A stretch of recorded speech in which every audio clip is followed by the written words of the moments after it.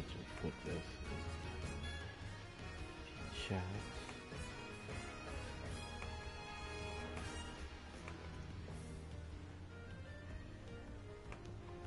Oh, what is up, Isaiah? What is up, Yamil? Alright, so that will be the pinned message. That's gonna be coming at 2 o'clock 2 o'clock p.m. my time, which is very close. Alright, so why am I playing this game again? Because of I'm trying to make this doctor ability, but I wanted to use, for this character's power, I wanted to make it like it's centered around stitching, like stitching up a wound. Another word for that is called serter. So I'm trying to make that into an ability for a doctor. So just you know what? To make this easier, let's just think about it like it's a devil fruit. When you eat it, you have the concept. The whole devil fruit ability is centered around stitching up something. Stitching up or closing the gap to a wound or something.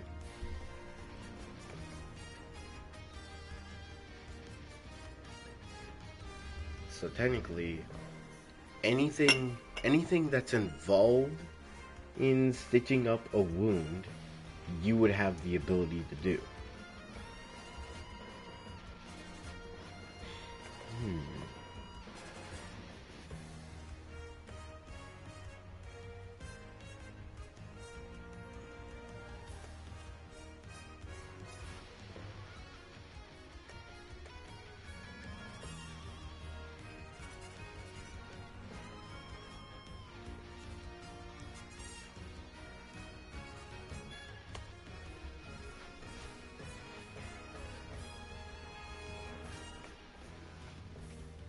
Okay, now let me start.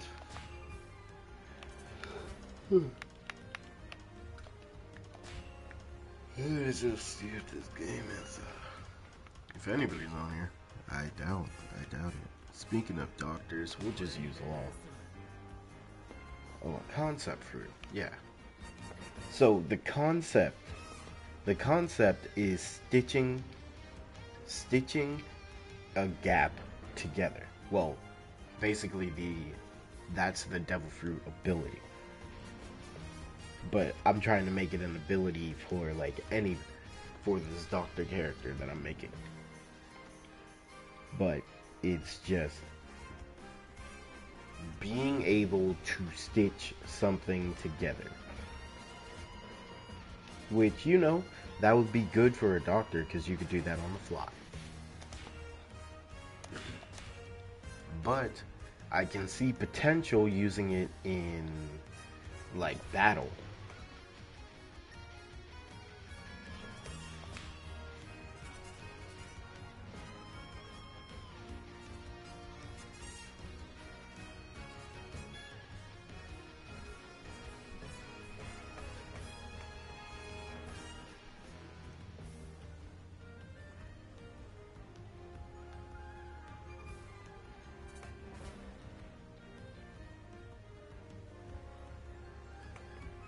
So first off, you would be able to manipulate it, injuries. Now that, I could see potential for that, because that could be a passive ability of the power.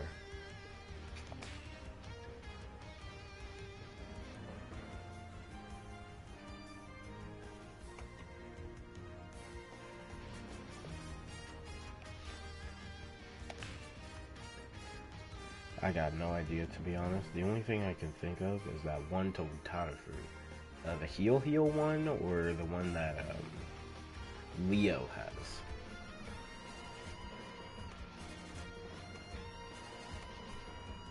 Because technically, this would be... Well, the concept is being able to stitch some... Being able to stitch something together. I mean, yeah, it could just be centered around being a doctor power, but you know, if we want to take it the devil fruit route, I don't know. Think of the possibilities you could do.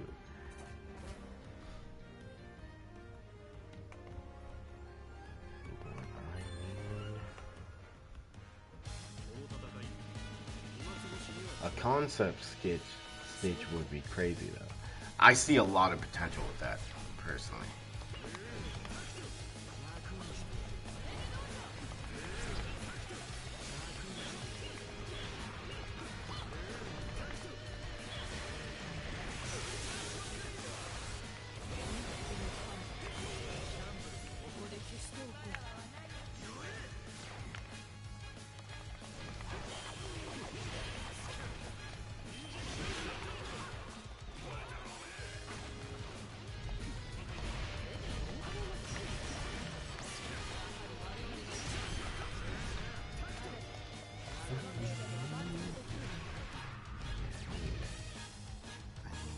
Something decent.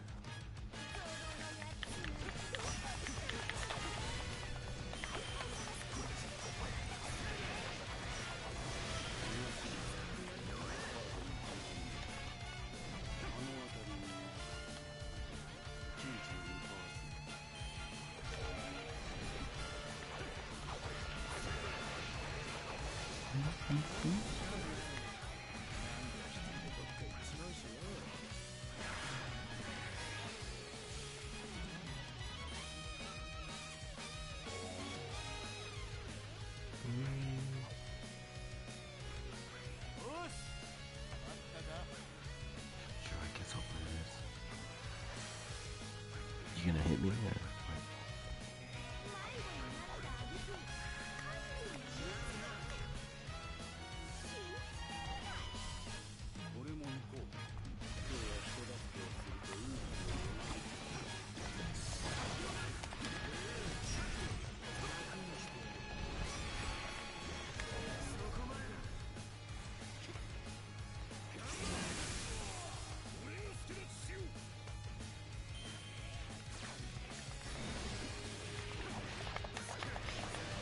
Like, you can stitch the trails and the fall to your shoes. Now they're bouncy.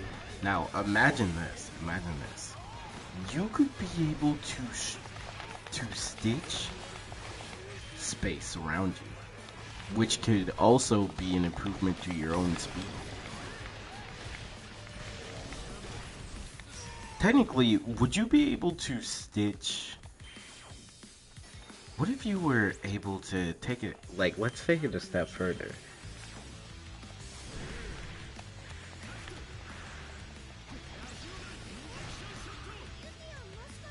I was listening to Monster Point Chopper's Roar, and I gotta say, whoever was behind that sound was chilling.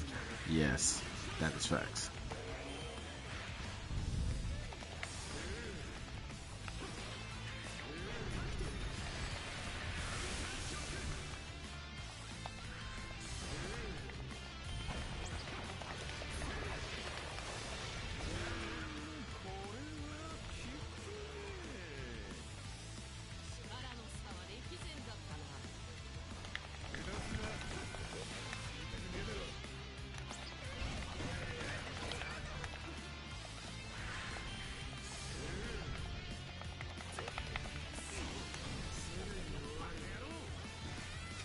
Okay, so what if you were able to, and just hear me out, and I know you guys are gonna say, oh, but it's One Piece, you can't go that crazy.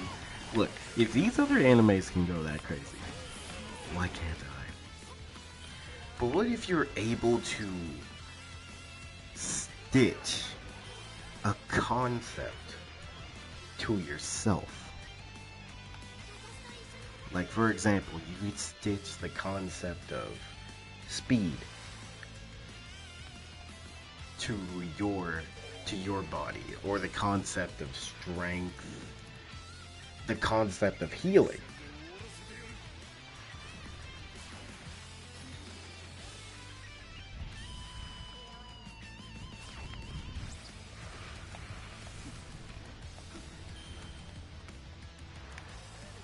Like I don't know. I'm just sick of always doing the safe route when it comes to like powerful abilities.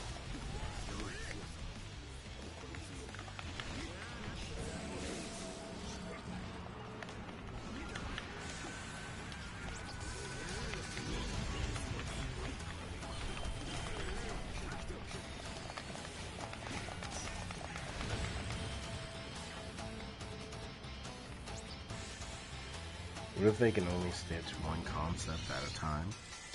That see that can work because it's a strong enough weakness.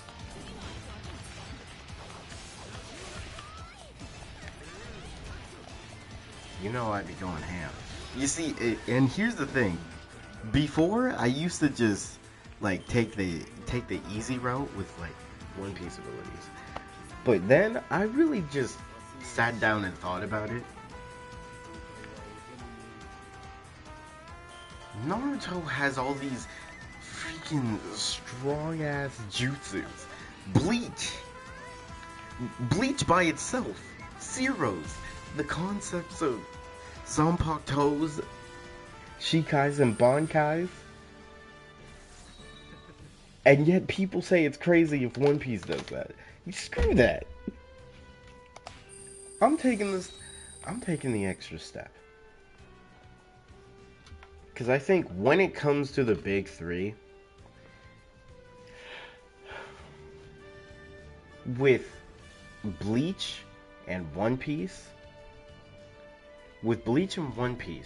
you can really go the extra mile with like just going crazy with making a CAC. I gotta say, let me just. I've only made 10 CACs for Naruto. And honestly, like, they already have a large amount of stuff, and I still can't believe we have a god race in there. It's just what the fuck. Right. Okay, Naruto went to the dark side though. Yeah. You see, they should have just been like that from the beginning, bro.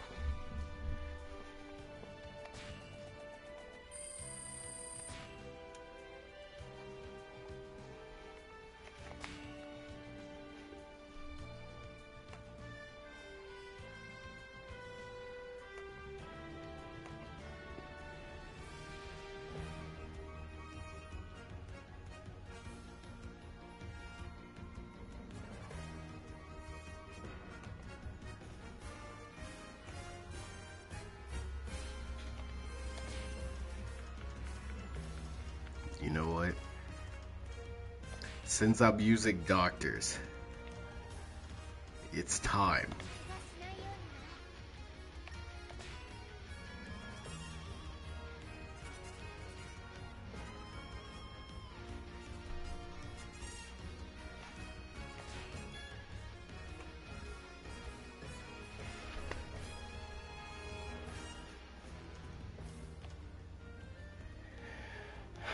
So, what about everything that is involved with stitching up a wound? What is involved? You have threads.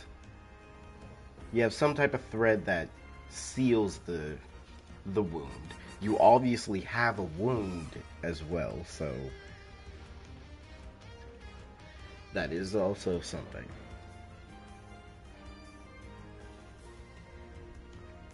Um Then it takes a while to heal. That's another thing.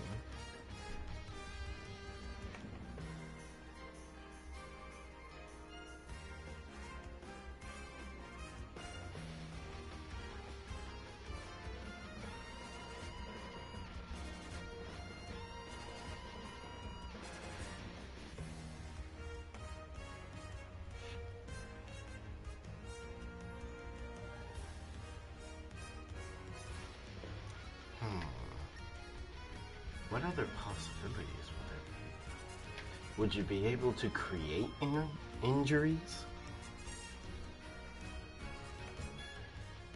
Well, like some like passive ability that allows the user to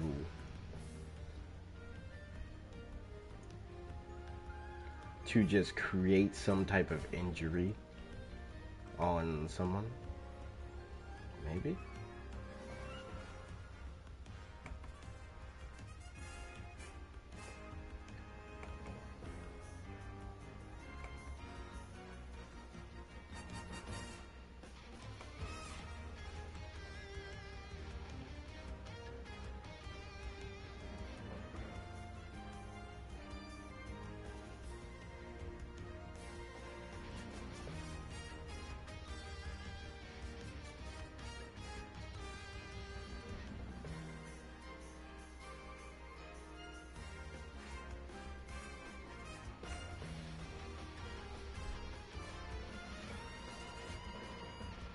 When I think of how my protagonist will beat those people with them crazy powers, I'll be like, they'll be fine.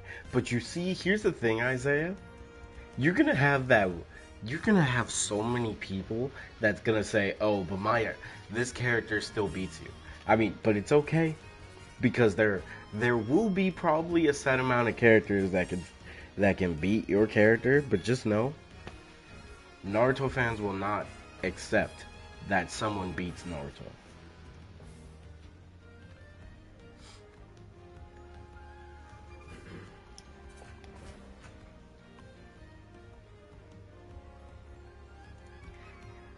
I'm just gonna say you're gonna Goku is gonna come. Someone is going to say, but can they beat Goku? So someone's gonna say it. Just be prepared. Oh, this is something else that I kind of have to talk about because this was kind of cap. Well, see, it's not cap, but at the same time, it's completely capped because of this one thing. And it was Obito versus One Piece. Does Obito solo One Piece? And then somebody said that physically, Obito is stronger than Luffy and Whitebeard.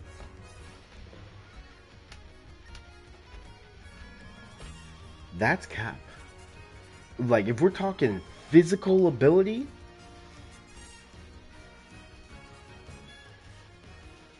Whitebeard and Luffy will be able to knock out Obito with an actual punch. Like, if we're being honest, without Kamui, Obito's kind of trash.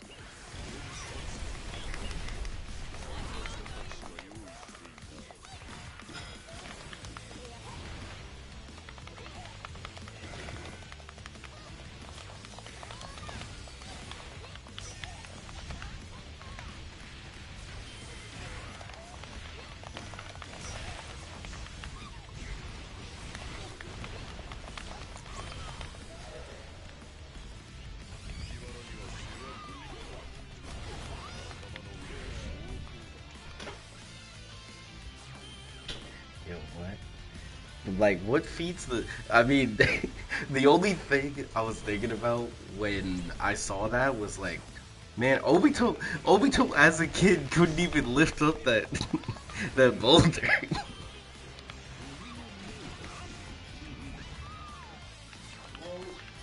Yes. Am I going where? To work? Yeah. Just so they know I'm okay, because they looked really worried yesterday. Wait, it's tomorrow? Is it tomorrow? Oh, April 13th. Um, Hold on, let me just face this. I feel so stupid, bro. bro, I didn't even realize. I thought it was the 13th. Um, okay, so we're just gonna.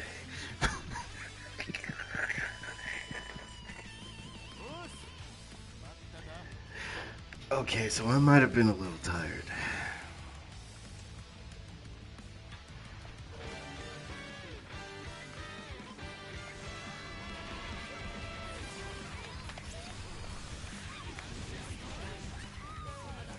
Man, Chopper has no range, bro.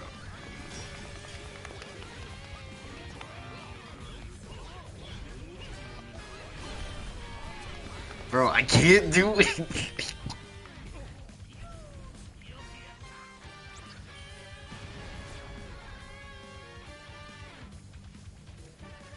Okay, okay.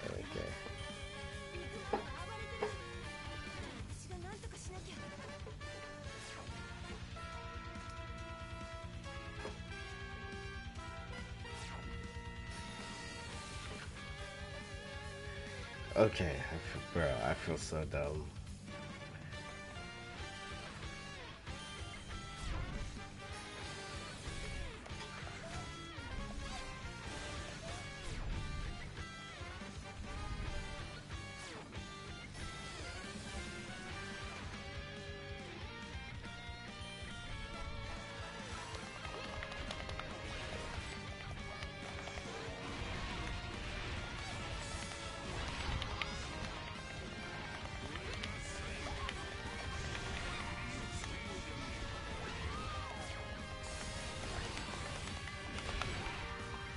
Man, Chopper doesn't even use Horn Point. I'm so sad. Okay, so Now, how about a skirt braid? Maybe that would put my. Yeah, how about a skirt braid right now?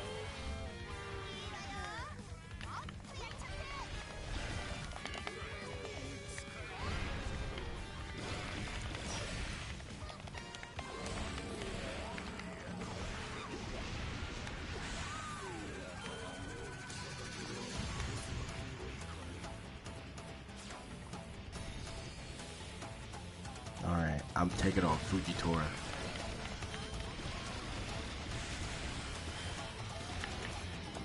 Come on, Chopper.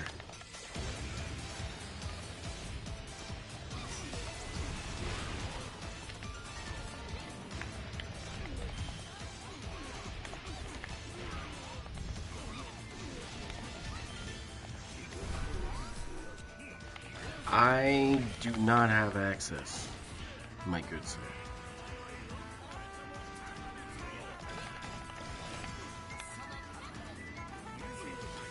Chopper was on the straw hat. That's facts. I mean, look. Chopper has a potential love interest.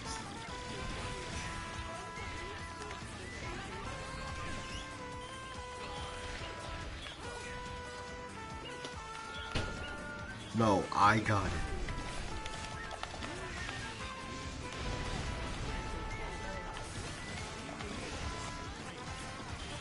My what? Yeah. Let me send it again. All right, thank you.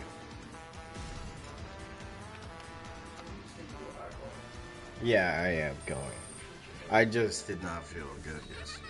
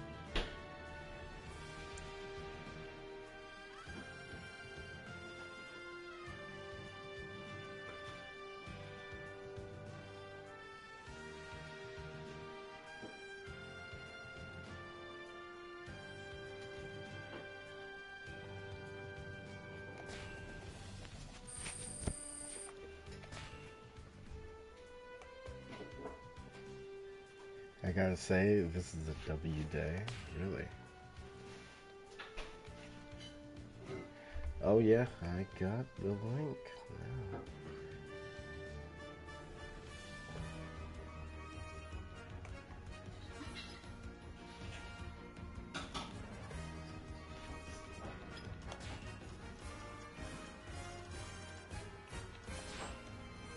Okay, so man, there's really not that many doctor. It's just Chopper, Marco, and Law. Okay, so this is where I left off, Isaiah.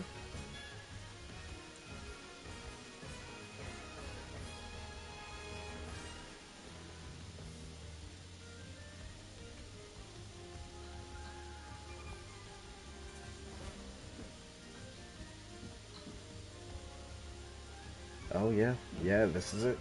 Alrighty.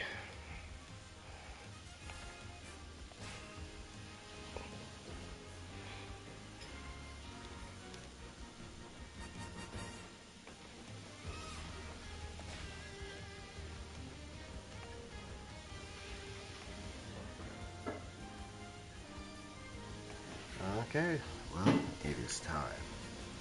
And I'll do it while I play. So we are at Chapter 3, The Awakening. Brief summary, Scene 1. Establishing shot of the vast ocean and the afternoon sunset. We see something zoom through the sky, leaving behind a gold and purple streaks. The camera reveals it to be Gabrielle, an asteroid, as they hold Evergreen, David, and Pastor Tamid in their arms. Gabrielle. The Apostle Domain isn't too far from our current location. We'll be there shortly. Actually, you know what? I should probably, just so I actually like focus on the words. I will definitely be more focused.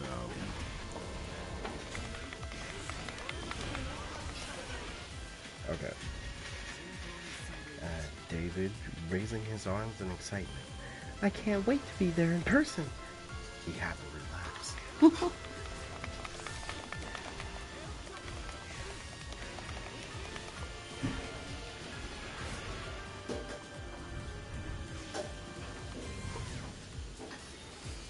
Mr. Zihaha himself.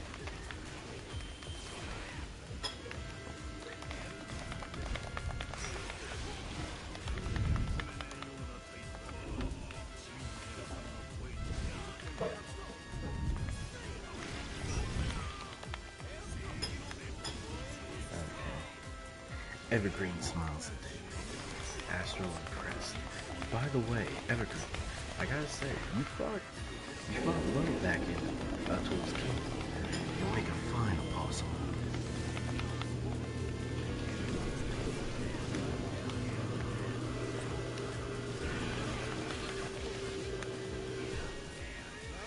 Evergreen, really? You think so? Yeah, Astro's right. We'll put in a good word for you to the Prime Minister. Prime Minister? Who could that be? Yeah, no, not so funny when it's you, Blackbeard, huh?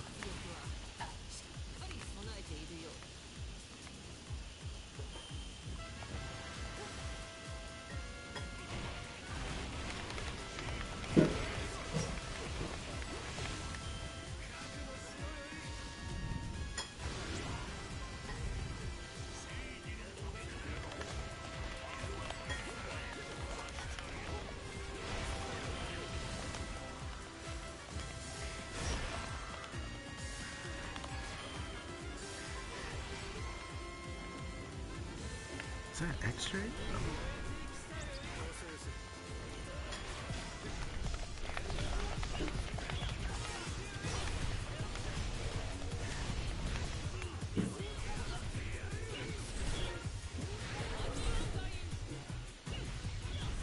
Don't start, never mind. Oh, I'm sorry.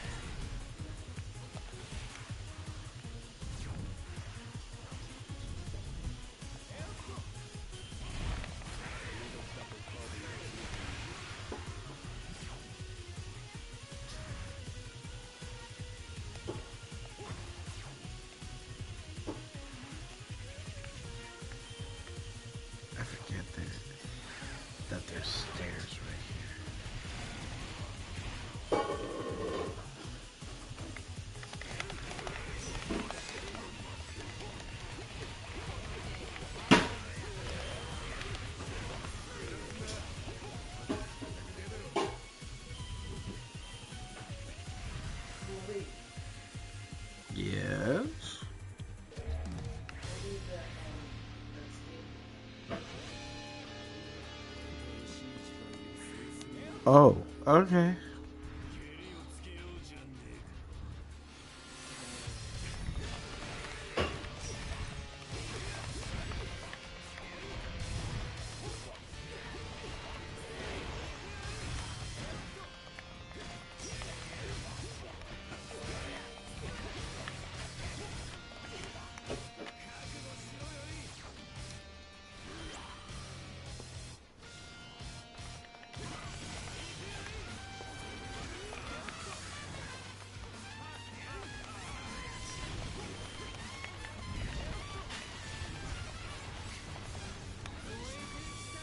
Oh, okay. What? Um, I'm gonna I'm gonna finish this match and then I'll.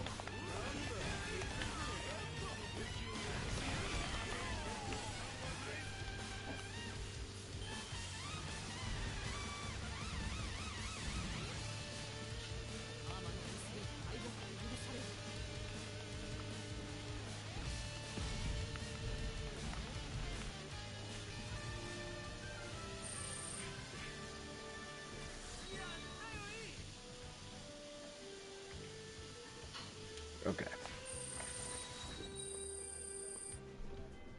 Now that that's finished, let's get back to it. All right.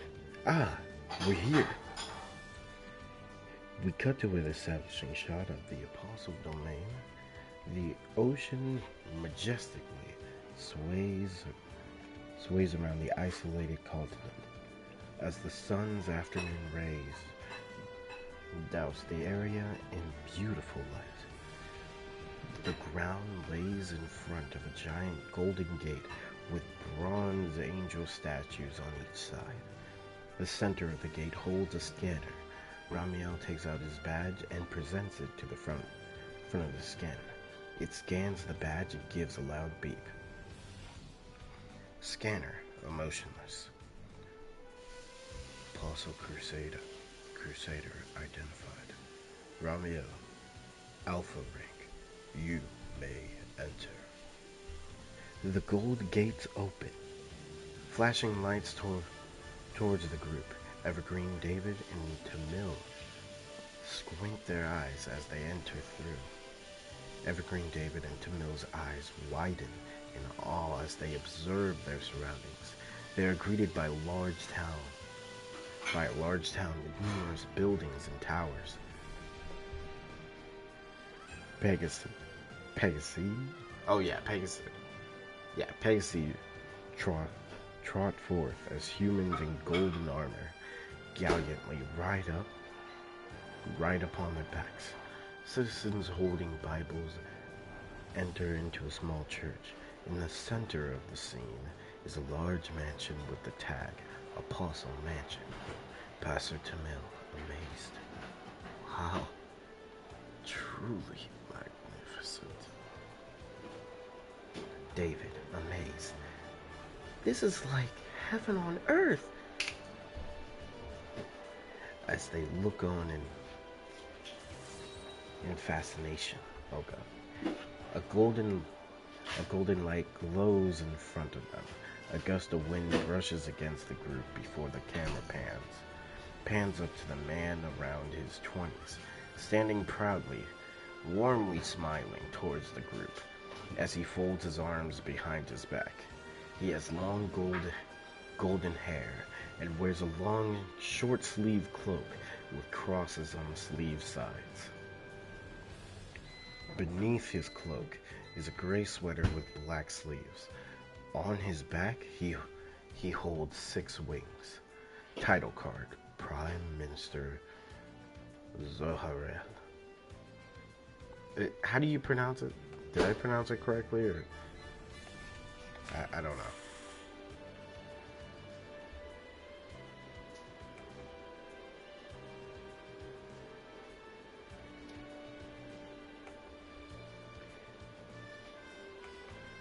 Yeah, did I pronounce it correctly, Isaiah, or no?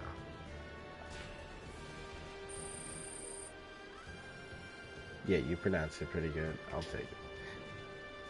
Zoharel calmly. Welcome to the land of the apostles. I am the founder of the Apostle Institution, Zohar. Ramiel, I see your team has been successful in bringing these Christians to our home. Good work. Thank you, Minister. Pastor Tamil approaches Zohar and shakes his hand in excitement. It is a pleasure to meet you. Truly, this continent is a sight to behold. Yes, Pastor. I hope you make yourselves comfortable here. We are glad to have you in our home. Minister Zohar, I assume the rest of the people are already in one of the churches? Indeed. You may escort these three to their companions. Before that, I would like to introduce this young lady here. He raises hands as if he was presenting a prize while Evergreen stares at Zohar nervously. This is Evergreen, sir. If it would be of your approval, we would like her to join the Apostles as a new recruit. Oh, how wonderful. Your interest brings me great delight, Evergreen. Yes, I would love to join your institution, sir. Will you be able to start the registration now?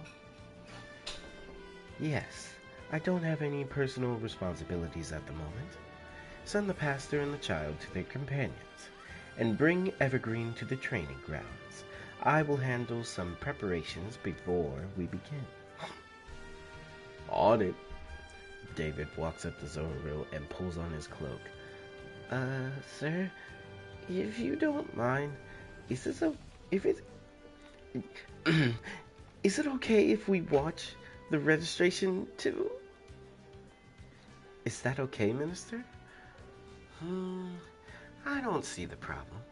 The only concern is your safety. But I shall protect you if any casualties occur. Perfect. I'll get Evergreen some new clothes in case her current outfit gets damaged. Don't worry about the preparations. I'll take charge of that. Oh, and Astral, don't go too hard on her, okay? Don't worry, I won't. Good. I'll see you guys later. Zaharel? Okay. Wait, you pronounce the O as an A. Okay, gotcha.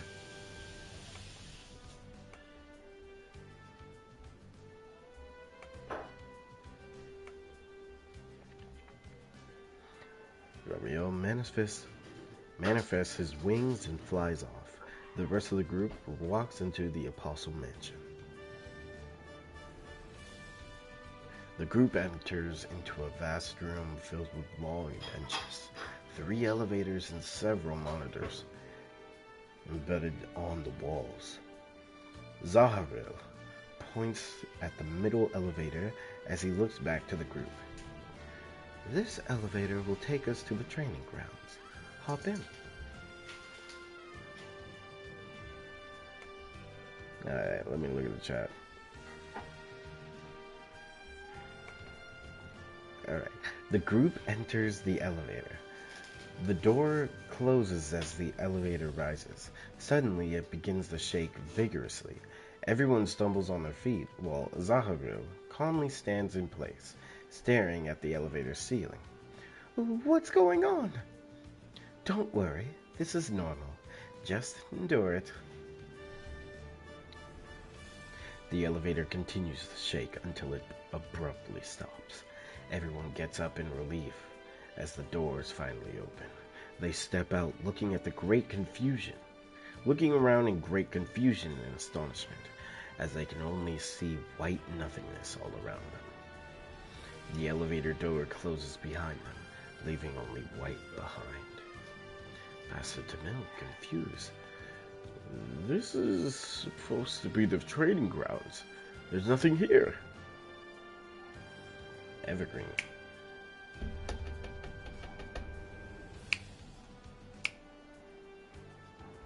Wait, real quick, can y'all hear me? Okay. It's just white nothingness. Almost like a blank canvas. What is this place? This is the white void. We apostles use this space solely for tuition. I see. This sure is a weird place to train. You'll get used to it soon. Before we start your training, I must ask, do you know what ether? You do know what ether is, right? Ether? No, I have no idea what that is. You don't. But you were able to use it back in the Atoll Kingdom. You mean when I summoned those plants? I've always had those powers. I've been able to use them since birth. Wait a minute. You had powers all this time? Why did you ever tell me? I never had any reason to. Our battle against the king was the first time I felt the need to use them. I see. If you had told me, I would have taught you about ether myself. My usage of it is weak, but if you could utilize it, you could have been a protector to us all. No worries. I shall tell you what ether is. He closes his eyes and concentrates. Golden aura begins to manifest around him as powerful gusts of wind is released. Everyone's hair flows back from the wind pressure. This is ether. It is a transcendent spiritual force that flows throughout the entirety of existence. It is a power to create. It is a power created by God Himself. A power we use to fight in the name of righteousness and purity. Whoa. What an aura. It's just like Ramiel's. How can I manifest my own ether like that? Let me look at the chat. Zoharu? Wait. Okay, wait, you pronounce it like a U? So it's Zoharu. Okay, gotcha. Alright, going back to it. That's what we're training for. In order to get the hang of ether utilization, you will embark in a sparring match with Astral. Along the battle, I will have you figure out the basics on your own. We will endure by the time our tuition finishes. You will have the experience you need to finally partake on official missions. Evergreen frowns as she looks at her palms. Will I really be able to do it on my own? It is possible, Evergreen. The power of ether not only comes from experience, but with faith as well. Believe in the spiritual power God gave you. Your conviction will strengthen you as you partake in combat. Evergreen closes her eyes as she takes a moment of silence. She then clenches her fists and opens her eyes. All right, Minister, if you say so, I'll entrust my training on to you two. David and Tamil smile at Evergreen. Zoharu nods and warmly smiles at her. Astral smirks as he cracks his knuckles. Hold on, I cracked my knuckles a few minutes ago, so I don't think I'll be able to do it.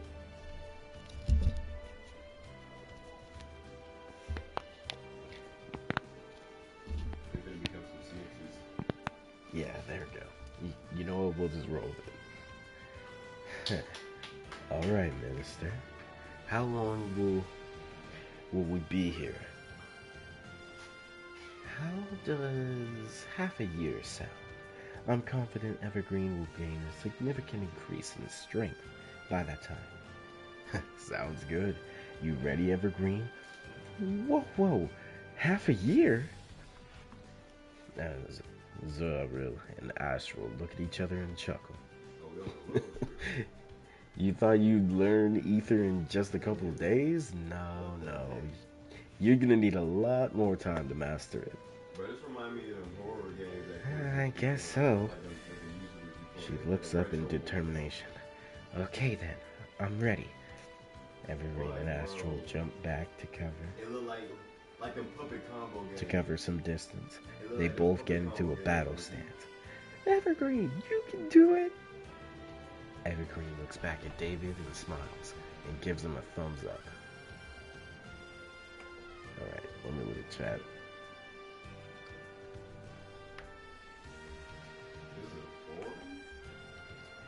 Okay, so a serious Astral.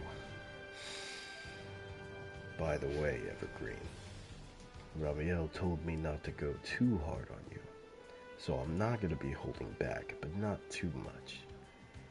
I guarantee you this battle will be bloody. Evergreen looks at Astral in concern and gulps. Now I'm gonna ask you again. And imagine like right when he says that, he like cracks his neck, and then gets into a stance and says, "Are you ready?" Evergreen, sweat dripping down her face. Yeah, I'm ready. Alright then. He clenches his fist. Dang it, I gotta crack my knuckles again. Oh, that was a good one. Zaharil, I'm waiting for your call. Alright then. He raises his hand. Begin. Evergreen immediately dashes towards Astral and lands a strong left hook. Astral's head reels back from the force. Evergreen smiles in excitement before Astral turns his head back in place, revealing an emotionless expression. In swift motion, he punches Evergreen in the stomach, causing her to fly back onto her back. She gasps for air and holds her abdomen in a fetal position. Evergreen!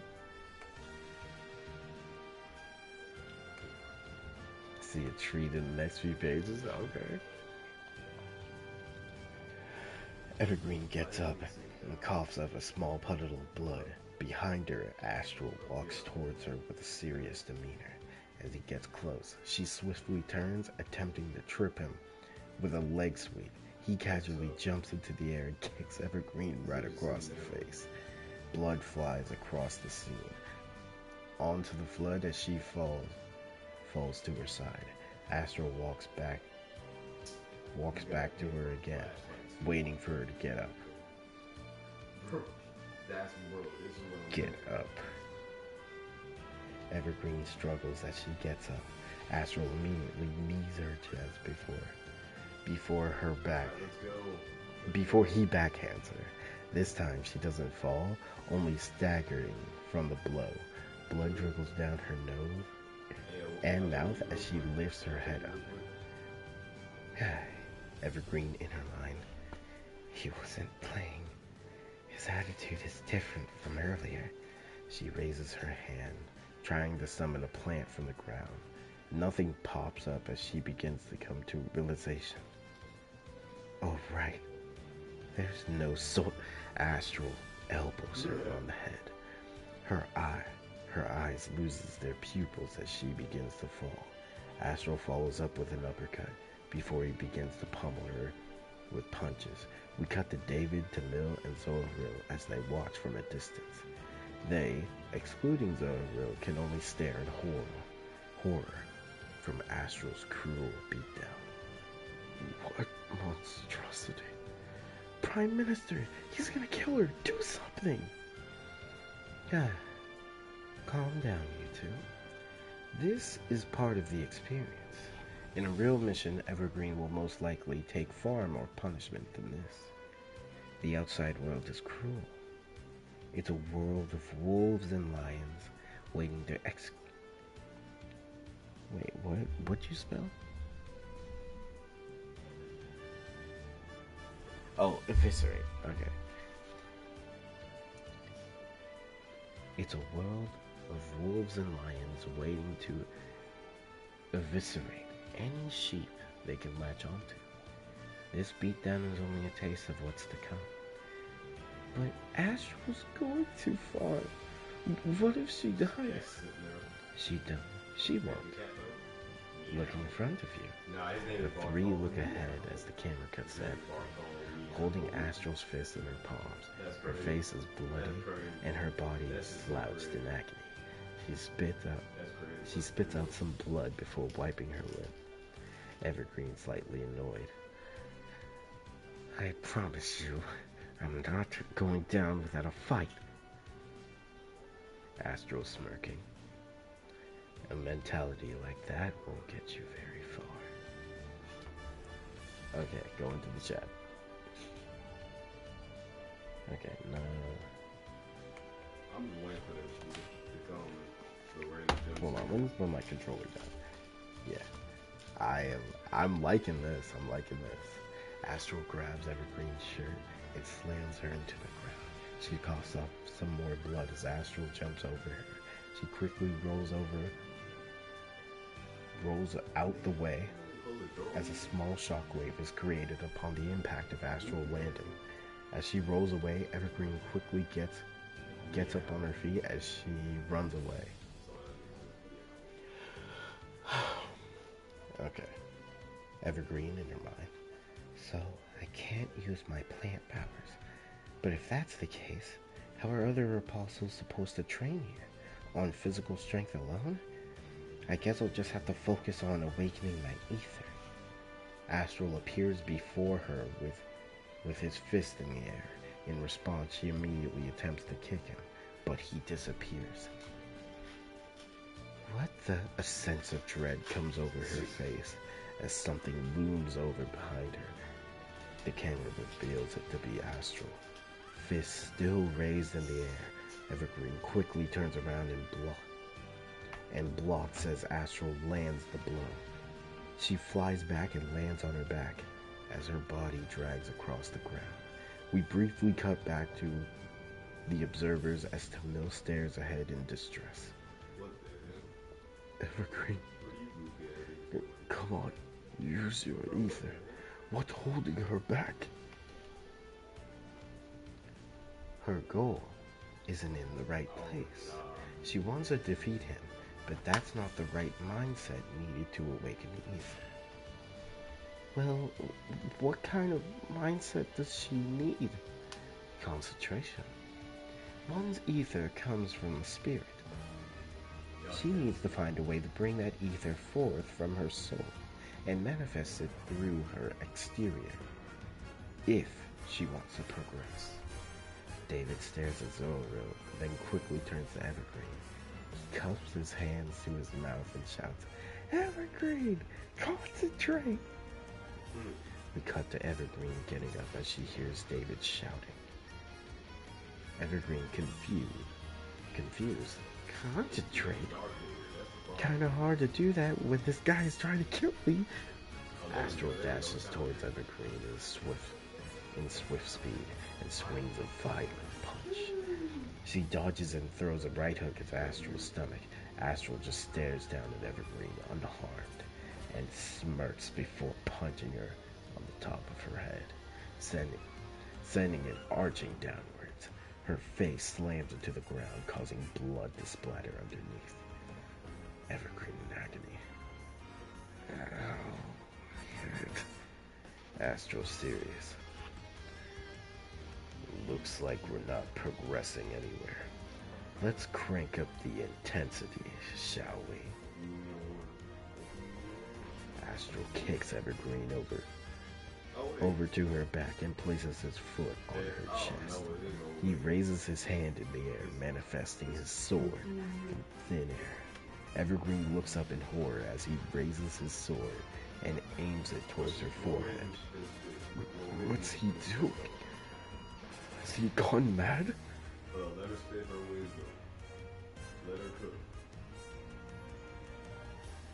Oh no. You gotta stop him, Zoharil. He's actually gonna kill her this time. Zoharil remains silent as he watches on. This angers David greatly. Fine then, I'm gonna stop him myself. Before he can run, Zohariel manifests an ethereal barrier to stop him in his tracks. Wait, Astral's onto something. We cut back to Astral and Evergreen. Evergreen struggles to free herself from Astral's foot, but to no avail. He swings the blade towards her forehead, but she manages to stop it in between her hands. Her arm struggles as she tries to endure Astral's overwhelming strength. Tears form in her eyes as the blade slightly cuts a bit into her forehead. A small trickle of blood runs down her face. Are you really trying to kill me?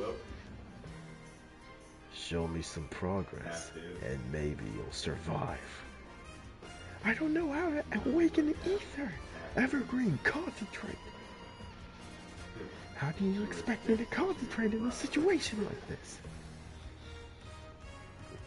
Zohariel loudly. You think the enemy you'll fight in the future will wait for you to get comfortable and concentrate? That's where you're wrong, Evergreen. Well, that's where you're wrong, Evergreen. Even as the enemy tears through your flesh, you must still concentrate if you want to come out of life. What's it gonna be, Evergreen? Will you die here or ascend to a higher dimension of strength? As Evergreen hears this, she remembers something. A montage plays. Flashback, montage. There's nothing here, but yeah, flashback. Zohariel, concentrating before his ether manifests. The camera shifts to him saying, the power of ether not only comes from experience, but with faith as well. Believe in the spiritual power. Well, spiritual power. Did I say power? Well, I don't know. God gave to you. Your conviction will strengthen your future. Well, not your future. Your conviction will strengthen you further as you lock into combat. Evergreen in her mind. Focus and faith. That's the way to achieve my ether. She looks up to Astral, smirking as he continues to push his blade in her forehead. If I want to live, I need to concentrate and let my conviction take over. Her frantic expression eases to calmness as she slowly closes her eyes. Don't be afraid, Evergreen. You can do this. As Evergreen's eyes remains closed, the area around her turns black. She floats within the darkness as a small, dim light appears in her chest. We briefly cut to Astral, whose smirking shifts the focus of observation. David joyfully. She closed her eyes? Is she finally doing it? Zohariel is smiling. Wait for it. You're about to witness a transcendence. His smile grows wider as he says this.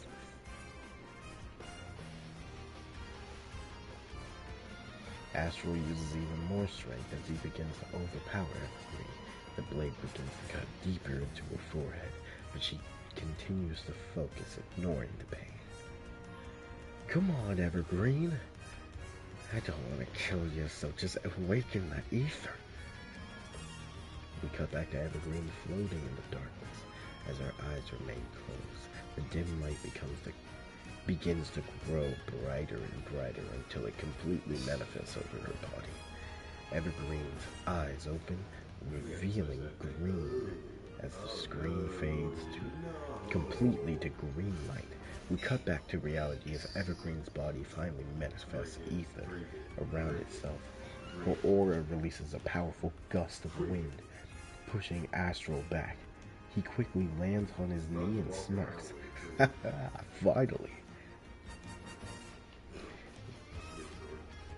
The camera pans up to Evergreen as her hair flows from the ethereal aura. Eyes still closed, she begins to levitate as she finally opens her eyes, examining her body in awe. Outstanding. I can feel the aura coursing through me. I feel calm and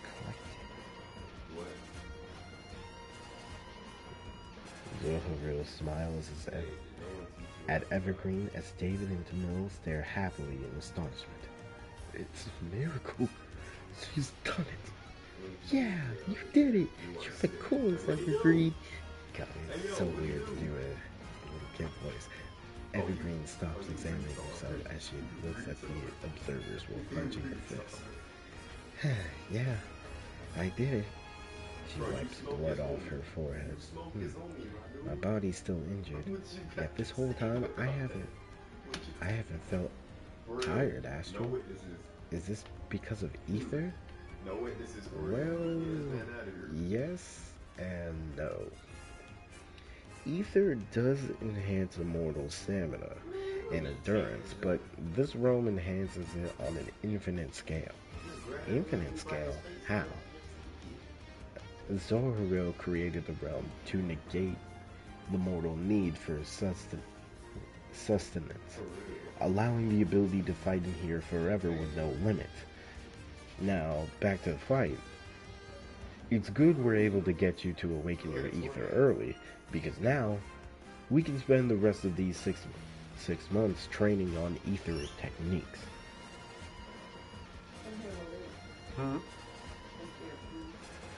Okay. Hold on, guys. I'll be right back.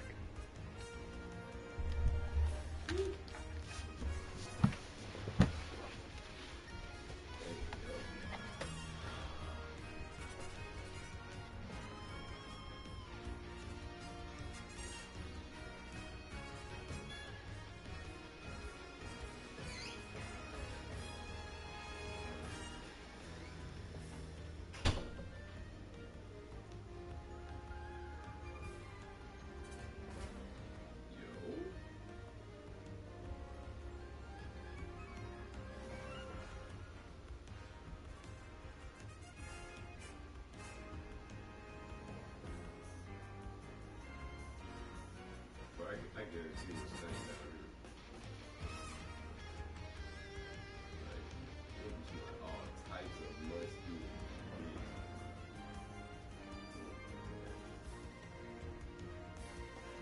Oh, great. We gotta twist these things so we can find the right ones. Ooh, got that one.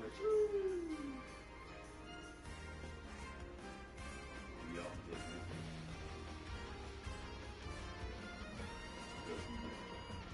We caught the rat. We caught the name of the stick.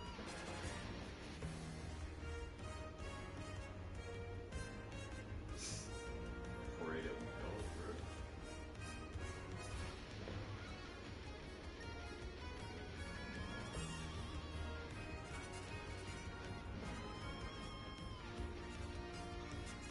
This way, please.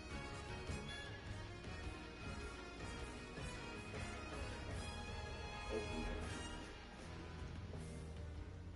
Hey, yo! Hey, nah. Sneaky. What?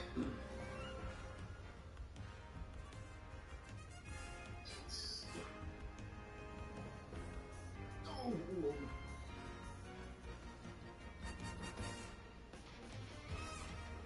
Wait, what's going on? I can't even close the dang door. Well, I can't even close the door.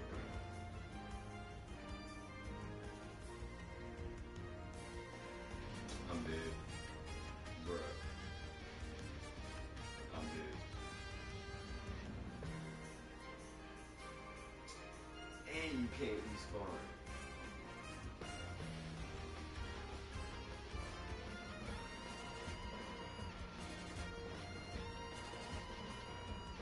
Well, I could. I probably gotta pay for it, though.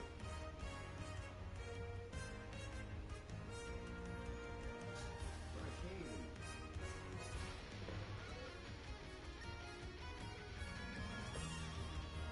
But if you would let me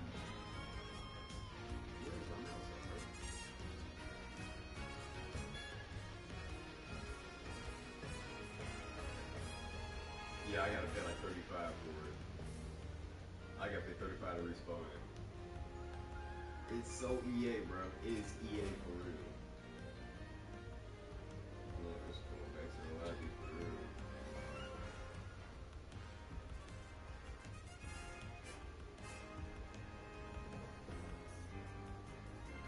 Real.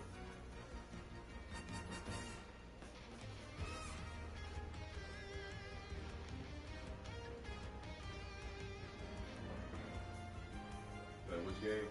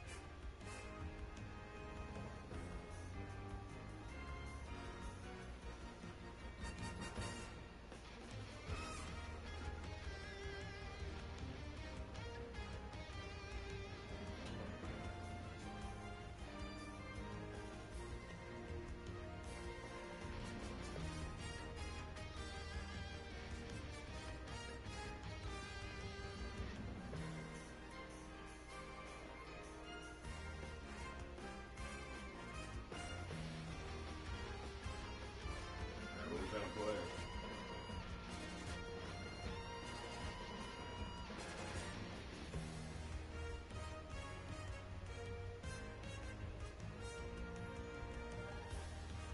I be seeing that game on the Discover thing all the time.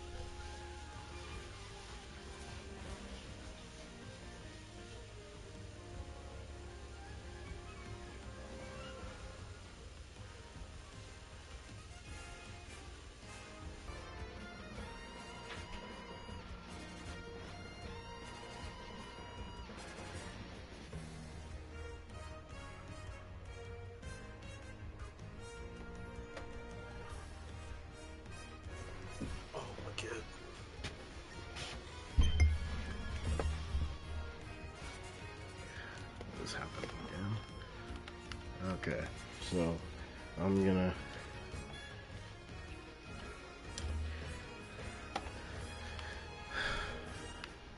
I will have to be sleeping soon. You know, going back into the Matrix. So. Yo. For much I got disconnected, that's why I left. Because when I got away. Hold on. I want to make sure of something. She raises her hand and aims it towards the ground. To her surprise, a vine emerges as it swirls around her. Whoa, I can use my powers again. What the? She just awakened her power and she can already use advanced ether techniques? He smirks. This woman has a lot of potential. He raises his sword and speaks out loudly. Alright, let's stop talking and get back to battling, shall we?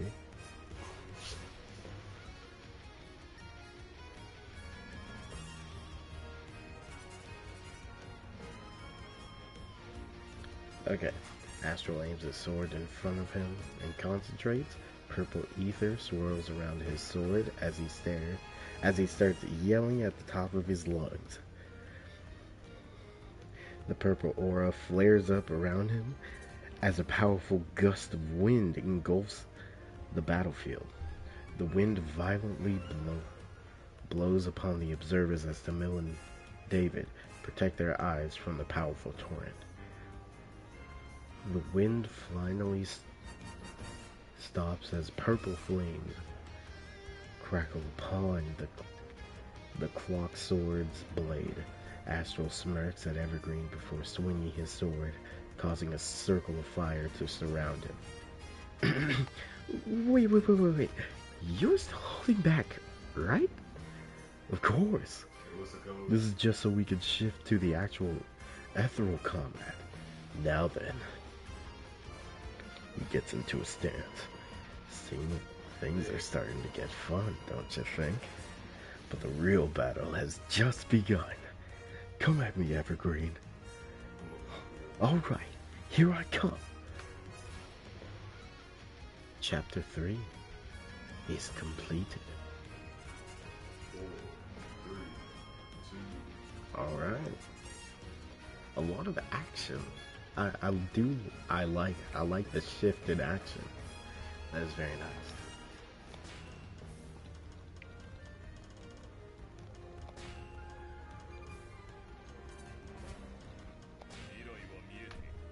W read. Man, it's just because of work. Ain't no way. I had to use my regular voice a lot, but tried to make it as different as I could. Bruh. Bet I'm so down. I'm freaking down. Your favorite, Jeremy. Your literal favorite.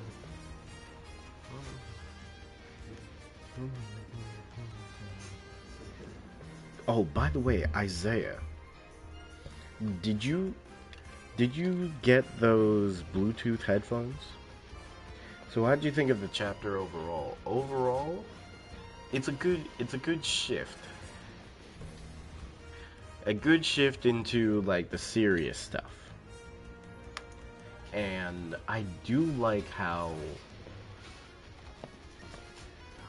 one thing that I do like is the introduction of the Prime Minister. And obviously me, I gave him that calm demeanor, pleasure to meet you type of voice. But it does show that he does care about every person in the vicinity. But if you want to be if you want to be an apostle, I said it, impossible? I can't speak. If you want to be an apostle, you have to be able to take that extra step, which is very nice.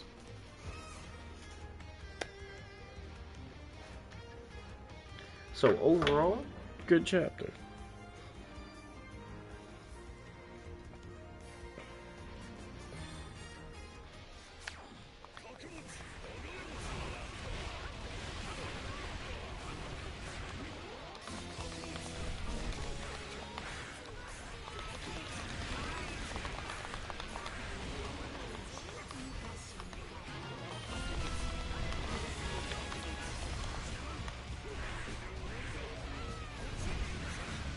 Yeah, apparently I needed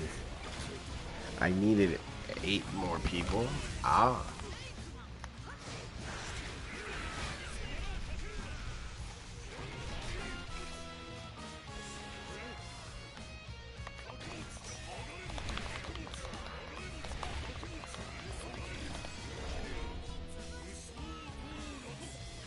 You know, Isaiah, if you want, I can just get you those headphones. And...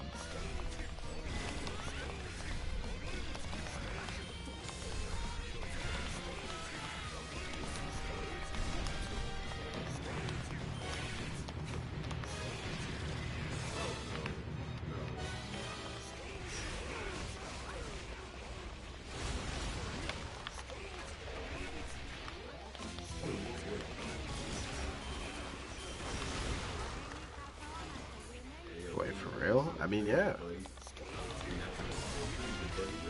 Um, I'll take.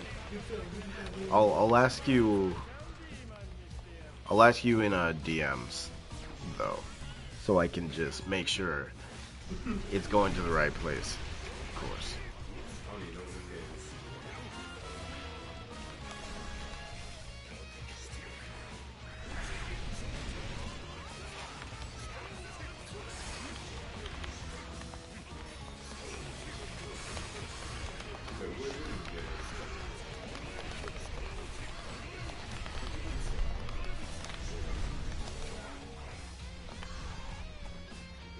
Don't say less.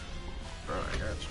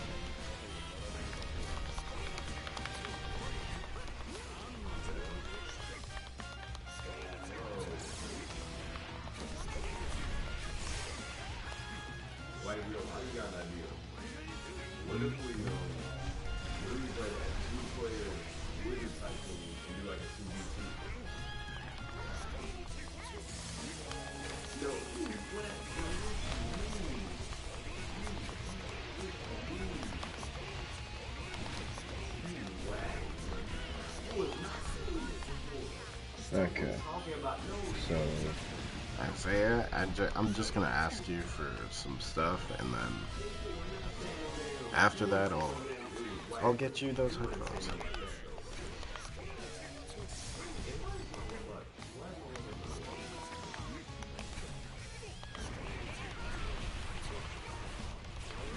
Also, what kind of headphones are you looking for? Because I know I told you Bluetooth headphones, but I mean everybody has their own preference. like you want black headphones, you want white ones.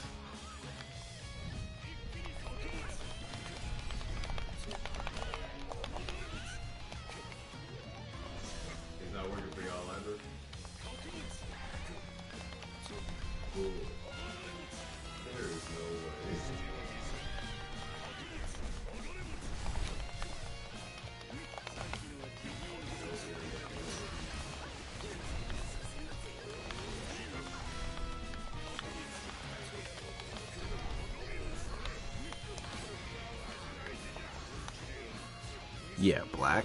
Okay.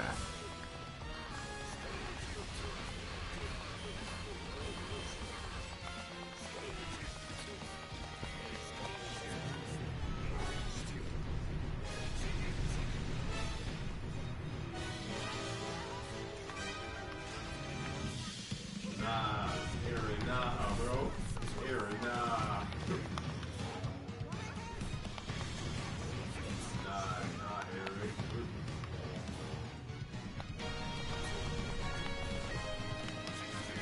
I got the longer version.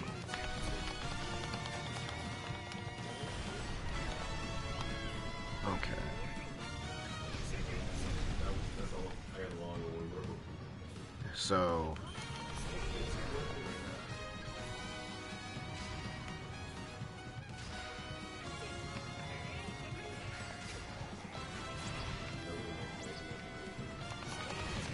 What else should I get? Come here, Corp.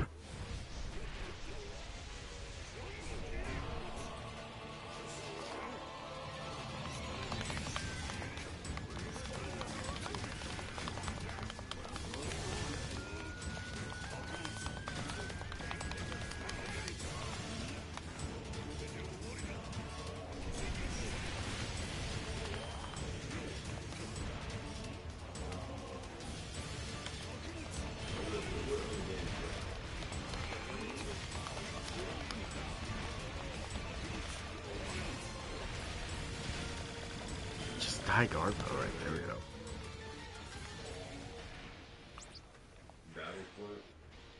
Right now, I'm trying to draw Evergreen, but my tablet overheating.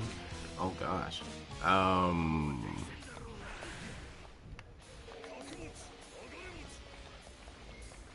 You might need to give your tablet like a little break. Actually, whoa.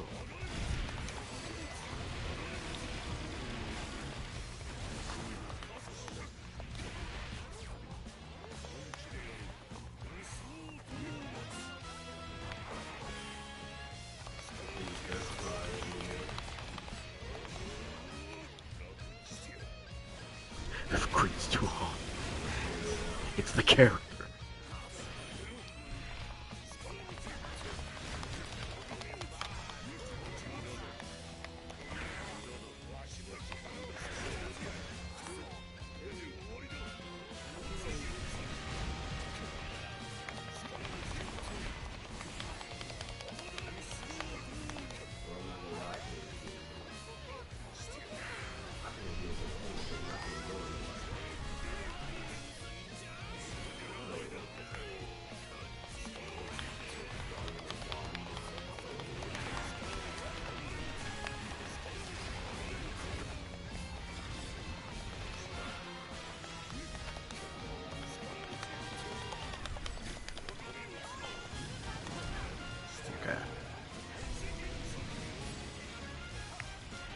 Oh yeah, Isaiah, did you ever get that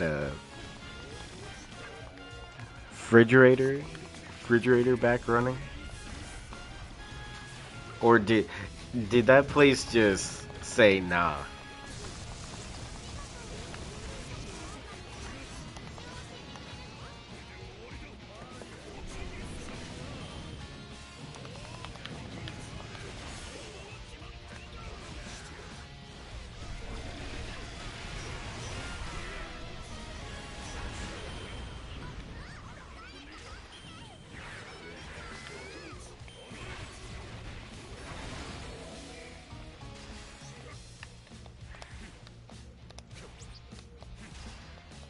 Luckily, it fits into theirs. Oh yeah, luckily it fits into their small chords. Wait, chords? Are you telling me that...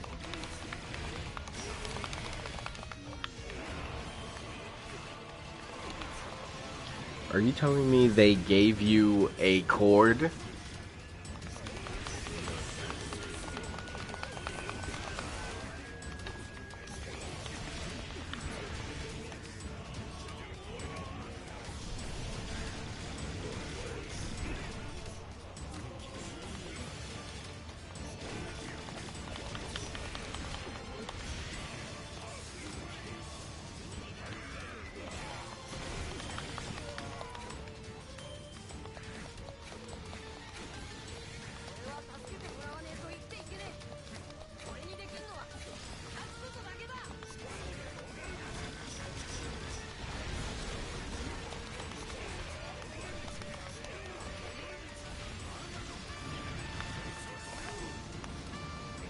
Oh no, I mean outlet? Okay.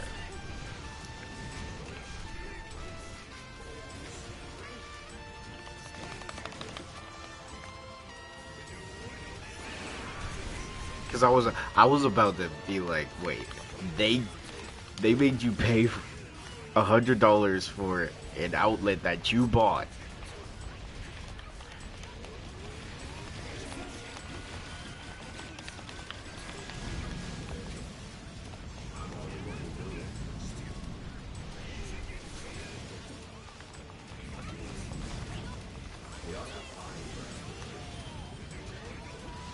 Gray, hello. Man, why do you I I'm so sorry, Gray, but every time you come into the stream, I'm always about to end.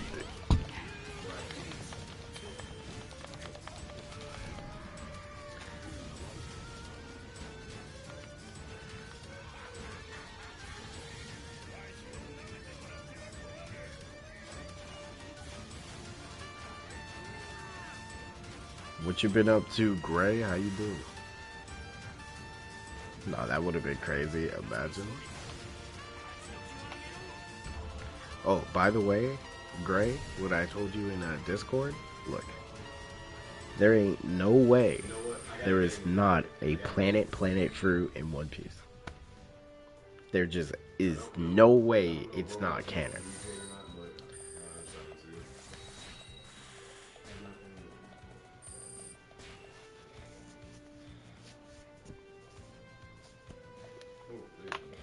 Okay, let me just ask you something, Isaiah.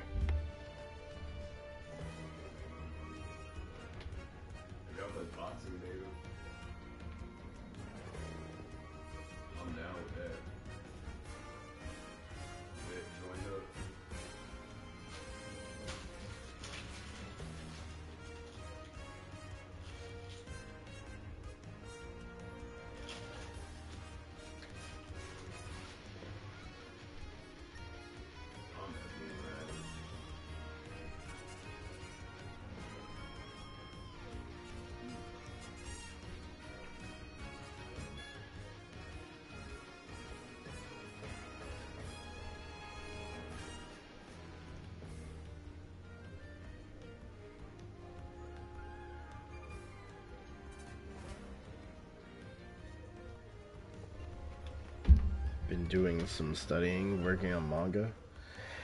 Not with leg. Gray, right now, I've just been focusing on this job.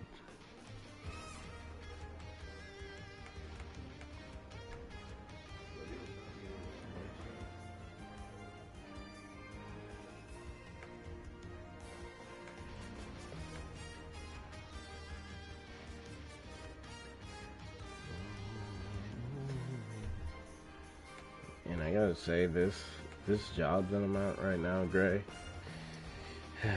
just a lot of messy stuff.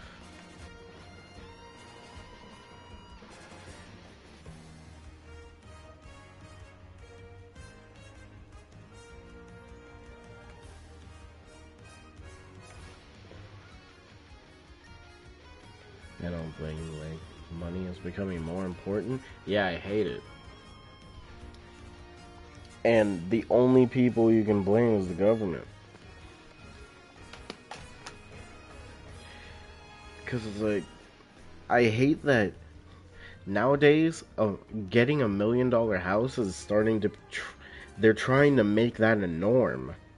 But. Yeah.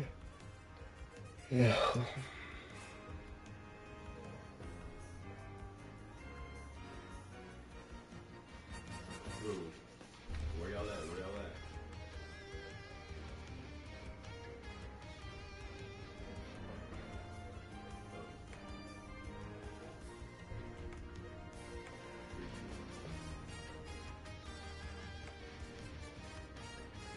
Oh, y'all make me do this now? So. Okay, let me do this real quick.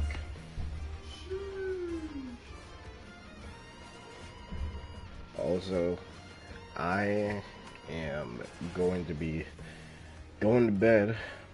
So sadly, I wish I wish I could talk to y'all more, but you know, You know what? the toll of this So job I need to kind of has affected my sleeping. So thank you all. I hope you all have a good rest of your day or night, whatever time zone. I'll be sorry I'm back. All good, man. Sadly I gotta go though.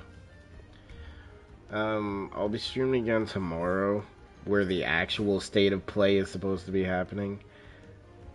And honestly, as time progresses, I think I might just leave this job mainly because of the boss, the big boss. W. Have a good sleep, brother. I'll try, man. Alright, peace out, y'all.